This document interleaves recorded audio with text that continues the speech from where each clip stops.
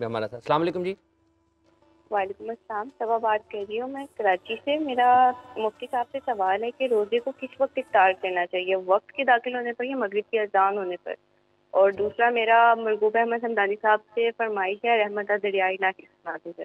ٹھیک ہے, رحمت دریائے الہی آپ کی فرمائش ہے. فرمائش حاجی دیکھیں آ صاحب گئی سے, ہے پہلی فرمائش, اور وہ بھی ان کے سوال کے جواب کے بعد پھر پہلے مفتی صاحب سے سوال لے لیتے ہیں. ان کے بعد جی 2 سوالات آپ کے پاس آ گئے. جی بسم افطاری کا. اللہ الرحمن الرحیم. اللہم صلی وسلم وبارک علی سیدنا و مولانا محمد وعلی آلہ وصحبہ وبارک وسلم.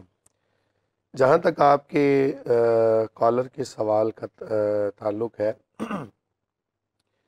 کہ افطار کب کرنا ہے, جب آپ کو یقین ہو جائے کہ سورج غروب ہو چکا ہے.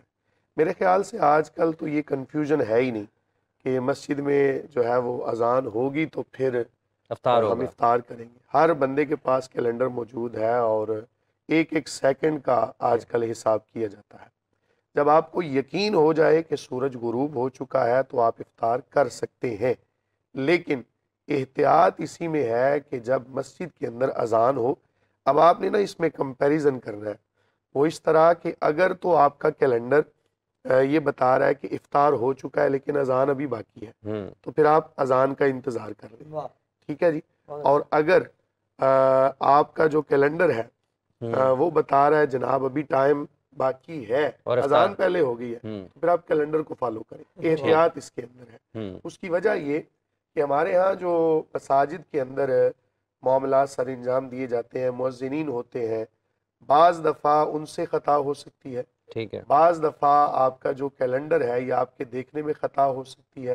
تو احتیاطی قول پر عمل کرتے ہوئے اور بلکہ کوشش کرنی چاہیے کہ 1 منٹ کا فرق ڈال لیں تاکہ آپ کا روزہ خراب نہ ہو. یعنی کہ 6:03 پہ ہے تو آپ 6:04 پہ چلے جائیں. 6:04 پہ چلیں جائیں.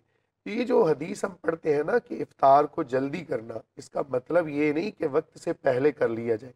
مطلب یہ ہے کہ جب افطار ہو جائے تو اب اس میں تاخیر نہ کریں. غیر ضروری تاخیر نہیں ہونی چاہیے. غیر ضروری تاخیر نہیں ہونی چاہیے. اس میں بھی ایک لاجک یہ ہے, کھانا پڑا ہے نا سامنے, تو بندہ کہے جی مجھے کھانے کی طلب نہیں ہے, ایسا نہیں ہونا چاہیے. جب افطار کا وقت ہو گیا, افطار کا وقت ہو گیا تو بندہ اللہ تعالیٰ کی بارگاہ میں یہ اظہار کرے, مولا کریم میں کھانے کا محتاج ہوں, مجھے کھانے کی ضرورت ہے. یہ عاجزی ہے. ایک بندہ کہتا ہے مجھے ضرورت نہیں, میں جی 5 منٹ بعد کھولوں گا, یہ تکبر آ گیا. فقال ربی انی لما انزلت الی من خیر من فقیر. خیر فقیر. یہ آپ نے بڑا اچھا فلسفہ بیان کیا.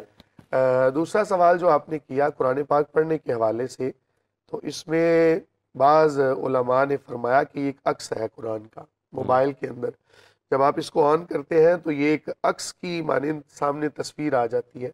تو اس کو آپ کوشش کریں, بلکہ ہونا بھی یہ چاہیے کہ سامنے عکس ہے تو اس کو وضو کر کے ہی چھوئیں ٹھیک ہے. جب آپ نے اس کو چھونا ہے.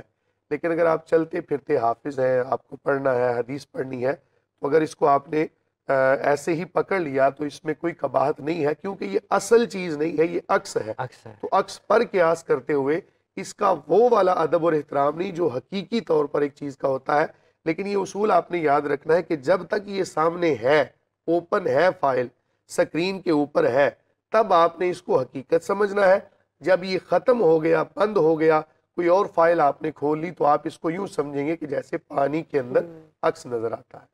تو اس لیے پھر آپ پڑھ سکتے ہیں. جی پڑھ سکتے ہیں. لیکن بہتر یہی ہے کہ اگر آپ باوضو ہوں تو وہ بہترین عمل ہے. جب آپ نے چھونا ہے نا اس کو, تب باوضو ہونا چاہیے. باوضو ہونا چاہیے. اور اگر آپ نے ویسے موبائل نیچے سے پکڑا ہوا ہے تو اوپر وہ فائل کھلی ہوئی ہے, اس میں کوئی کباہت. ٹھیک ہے.